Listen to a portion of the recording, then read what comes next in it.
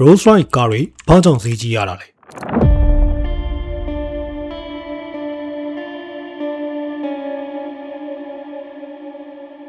တွေ့ဘူးလားအင်မတန်ညင်ညောင်းတဲ့ကားပေါ်မှာပြင်ပဆူညံတန်တွေကင်းပြီးငိမ့်ငိမ့်လေးစီးရတဲ့အရာမျိုးဟုတ်တယ်အဲ့လိုခန်းစားချက်မျိုးကို Rolls Royce ကားတွေကပေးစွမ်းနိုင်တယ်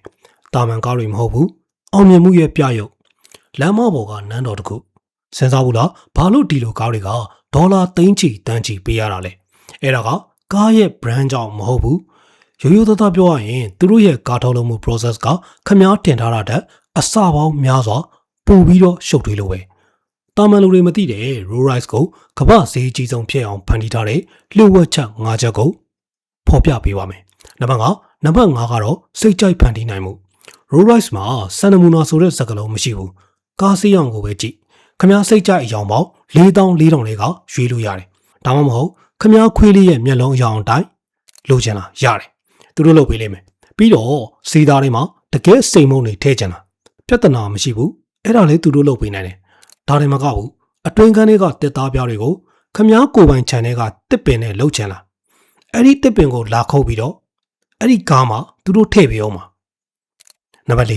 4ကတော့အတန်လုံးစနစ် Rolls Royce တွေကိုဝင်ထိုင်လိုက်တာနဲ့ပြင်ပကဘာနဲ့အဆက်အသွယ်ပြတ်သွားလိမ့်မယ်တော်ယုံတန်ယုံကတော့ဘာအတန်မှကိုမကြတော့ဘူးဒါကမှော်ပညာမဟုတ်ဘူးအင်ဂျင်နီယာတွေရဲ့ထူးချွန်ပြောင်းပြောင်းမှုကားတာယာထဲမှာတော့မှအထူးပြုလုပ်ထားတဲ့အမြုပ်တွေထည့်ထားလို့လမ်းနဲ့ထိတဲ့အတန်ကို9 decibel ထိရှော့ချပေးနိုင်တယ်အဲ့ဒီတိတ်ဆိတ်မှုအတွက်ခမားပေးရတဲ့ဈေးကလည်းနေမှာတော့မဟုတ်ဘူးနံပါတ်3ကတော့ကောင်းကင်ကြီးနဲ့တူတဲ့အမိုးဒါက Rolls Royce ရဲ့အမှတ်တာကားထဲမှာထိုင်နေရင်ခေါင်းမိုးကြည့်လိုက်ရင်ကျယ်ရီအပြည့်နဲ့ကောင်းကင်ကြီးကိုမြင်ရလိမ့်မယ်ဒါကတကယ်မော်ဆန်တဲ့ခံစားချက်ပဲဒါပေမဲ့ဒါကရိုးရိုးမီးသီးတွေမဟုတ်ဘူးဒါကအလင်းမြင်ပေါင်းထောင်တဲ့ကြီးကိုလက်နဲ့တစ်ခုချင်းစီအပေါက်ပေါက်ပြီးတက်ထားတာကျွမ်းကျင်လုပ်သားတယောက်ကကျေတာယာကောင်းကင်တစ်ခုကိုဖန်တီးဖို့နိုင်ပေါင်းများစွာအချိန်ပေးရတယ်ပြီးတော့ခမားစိတ်ကြိုက်ကျေတာယာပုံစံဒါမှမဟုတ်ခမားမွေးနေ့တုန်းကကောင်းကင်မှာရှိတဲ့ကျေတာယာအနေအထားအတိုင်းတော့မှလှုပ်ပြီးလို့ရတယ်နံပါတ်2ကတော့အင်ဂျင်နဲ့မောင်းနေမှုစနစ် Rolls Royce ရဲ့အင်ဂျင်ကတာမန်အင်ဂျင်မဟုတ်ဘူး V12 အင်ဂျင်ဒါပေမဲ့ပြိုင်ကားတွေလိုမျိုးဝုန်းတိုင်းကျဲဖို့ထည့်ထားတာမဟုတ်ဘူးအားဆိုင်စရာမလိုဘဲနဲ့ညိမ့်ညိမ့်ညောင်းညောင်းနဲ့တက်တောင့်တက်တာမောင်းနေနိုင်ဖို့ suspension system တွေကလည်းတော်တော်လေးကိုကောင်းမနေကားရှိမှာတက်ဆင်ထားတဲ့စင်ဆာတွေကလမ်းရဲ့အနေအထားကိုတောက်လျှောက်စစ်ဆေးနေပြီး suspension တွေကိုအလိုလျောက်ချိန်ကြီးပေးထားတယ်နံပါတ်1ကတော့အသေးစိတ်လက်ရနဲ့ကြာချိန်ဒါက Rolls Royce ဈေးကြီးရခြင်းရဲ့အဓိကအကျဆုံးအကြောင်းရင်း Rolls Royce ကားတစ်စီးကိုထုတ်လုပ်ဖို့ရက်သက်ပေါင်းများစွာလှပေါင်းများစွာကြာတယ်ဘာလို့လဲဆိုတော့သူတို့ကစက်ရုပ်တွေနဲ့လုပ်တာမဟုတ်ဘူးကျွမ်းကျင်လုပ်သားတွေရဲ့လက်ရာကိုပဲအားကိုးတာကားပေါ်ကအယောင်တင်တာအသွင်းခန်းတရေချုပ်တာအကုန်လုံးကိုလက်နဲ့ပဲလုပ်တယ်အသွင်းခန်းသုံးတဲ့လေသားတွေဆိုရင်ဥရောပကအကောင်းဆုံးလေသားတွေကိုသုံးတာ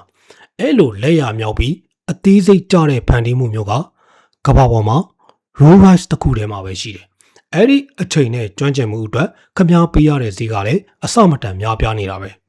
Rolls Royce ကားတွေဘာကြောင့်ဒီလောက်ဈေးကြီးလဲဆိုတာဒီလောက်ဆိုရင်ခမားတဘောပေါက်လာပြီဒါကကားနာမည်တစ်ခုတက်မဟုတ်ဘူးဒါကစိတ်ကြိုက်ဖန်တီးနိုင်မှုကောင်းကင်နဲ့တူတဲ့အမှု